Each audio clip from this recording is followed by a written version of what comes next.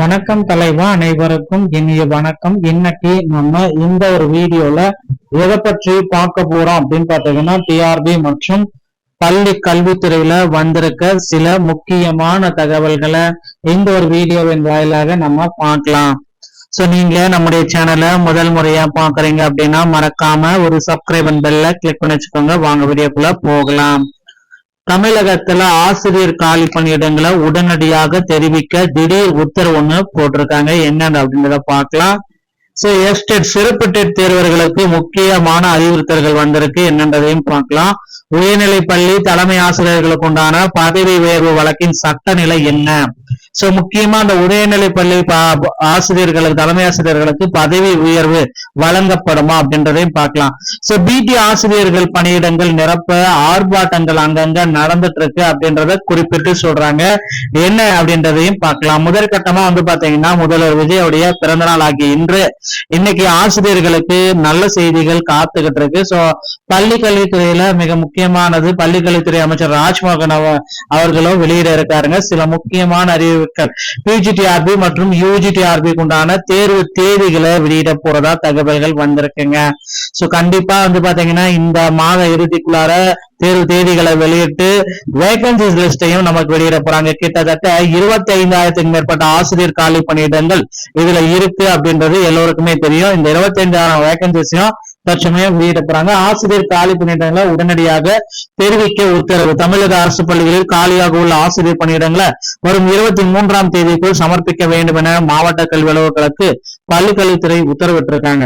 பள்ளி ஆசிரியர்களுக்கான கலந்தாய்வை நடத்த மாவட்ட வாரியாக காலியாக உள்ள தலைமை ஆசிரியர்கள் உள்ளிட்ட அனைத்து வகை ஆசிரியர் பணியிடங்களையும் 23ஆம் தேதிக்குள் எமிஸ் இணையதளத்துல பதிவேற்றம் செய்யணும் அப்படின்றத உறுதியா சொல்லிட்டாங்க.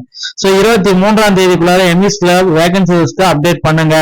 முன்னறிவிப்பு இன்றி ஒரு மாதத்திற்கு மேலாக பள்ளிக்கு வராத ஆசிரியர்கள் பணியிடங்கள் காலி பணியிடங்களாக கருத வேண்டும். தற்காலிக பணி நீக்கம், மகப்பேறு விடுப்பு, வேறு பள்ளி அளவு அலுவலகத்தில் மாற்றுப் பணிக்கு சென்றவர்கள், மருத்துவ விடுப்பில் உள்ளவர்கள் பணியிடங்களை காலி பணியிடமாக கருதக்கூடாது. பட்டியலை பதிவேற்ற பின்பு திருத்த இயலாது. பட்டியலில் ஏற்படும் தவறுகளுக்கு முதன்மை மாவட்ட கல்வி அலுவலர்களே முழு பொறுப்பு அப்படின்றதையும் குறிப்பிட்டு சொல்றாங்க. சோ அடுத்து இந்த ஆசிரியர் பணியிடங்களை நிரப்ப ஆர்ப்பாட்டங்கள் நடந்துட்டு இருக்கு. சோ காலி பணியிடங்களை நிரப்புவது உள்ளிட்ட 10 அம்ச கோரிக்கைகளை வலியுறுத்தி மதுரையில உயர்நிலை மேல்நிலை பட்டதாரி ஆசிரியர்கள் கழகம் சார்பில் ஆர்ப்பாட்டம் நடத்தப்பட்டதுங்க. சோ கள்ளர் சீரமைப்பு துறை பள்ளிகள்ல ஆசிரியர் காலி பணியிடங்களை நிரப்ப தமிழ்நாடு உயர்நிலை மேல்நிலை பள்ளி பட்டதாரி ஆசிரியர் கழகம் ஆர்ப்பாட்டத்துல ஈடுபட்டது. மாவட்ட தலைவர் மாரீஸ்வரன் தலைமை வகித்தார். மாநில சட்டத்துறை செயலாளர் சபாபதி முன்னிலை வகித்தார். மாவட்ட செயலாளர் அருள் விஜய் வரவேற்றார்.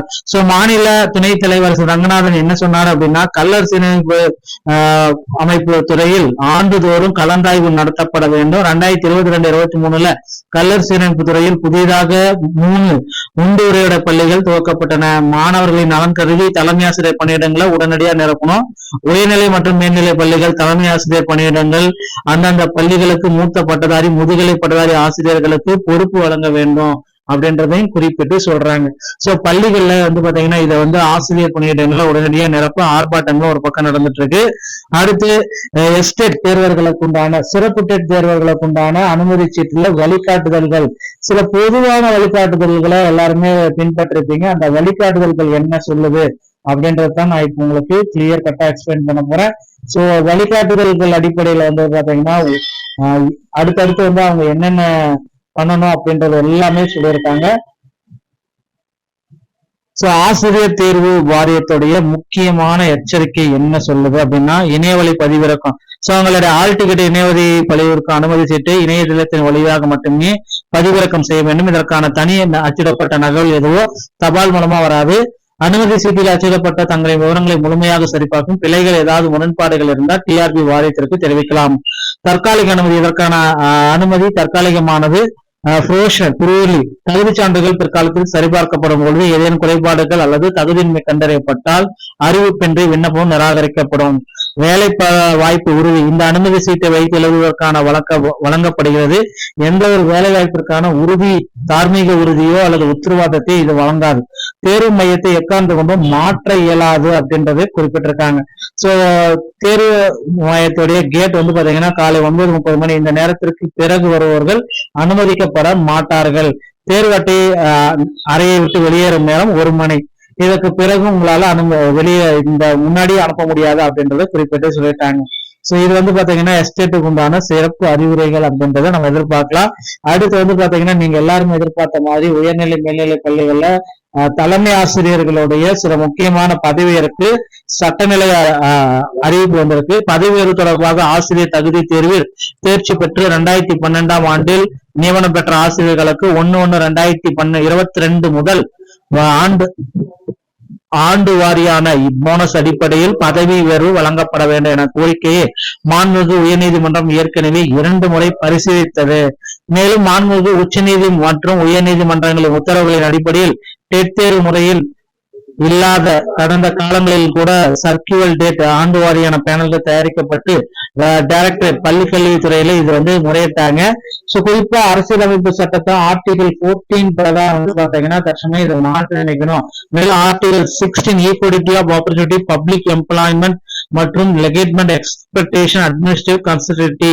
சோ இந்த சட்ட கோட்பாடுகளின் அடிப்படையில ஏற்கனவே பல முறை செயல்படுத்தப்பட்ட நடைமுறை தகுதி உடையவர்கள் நேரடியாக பாதிக்க செய்யும் வண்ணம் எந்தவித இதுவும் இல்லாம இதுவரை ஆசிரியர் தகுதி தேர்வு வழக்கு தொடங்கிய நாள் முதல் இந்த நாள் வரை சட்ட ரீதியான இடைக்கால தடையினை பெறவில்லை என்பதால் தீர்ப்பு தற்போது முழுமையான செயலாக்கத்துக்குரியது அப்படின்றத குறிப்பா சொல்றாங்க. சோ நீதிமன்றத்தில் வழக்கு தொடுத்தல் பெற்ற தீர்ப்பு தடையாணை பெற முயற்சித்தல் போன்ற ஏதேனும் சட்ட நடவடிக்கைகள் மேற்கொள்ளப்பட்டால் அரசு தரப்பின் நடவடிக்கை அல்லாமல் 3ஆம் தரப்பினரால் தனிநபரால் சில சங்கங்களால் மேற்கொள்ளப்படும் சுயாதீன முயற்சிகள் மட்டுமே கண்டிப்பாக இருக்கக்கூடும் என்பதை அனைவரும் அறிந்திருக்கலாம் அப்படின்றத குறிப்பிட்டு சொல்றாங்க. இது ஒரு பக்கம் இருந்தாலும் தமிழகத்துல முதல்வர் விஜய் அவர்கள் இன்று நல்ல முக்கியமான ஆசிரியர்களுக்கு உண்டான ஒரு மிகப்பெரிய ஒரு அப்டேட் வெளியிட இருக்காரு. பள்ளிக்கல்வித்துறையில கிட்டத்தட்ட 25,000 ஆசிரியர் காலி பணியிடங்களுக்கு உண்டான அப்டேட்டையே வெளியிட போறதா தகவல் வந்திருக்குங்க.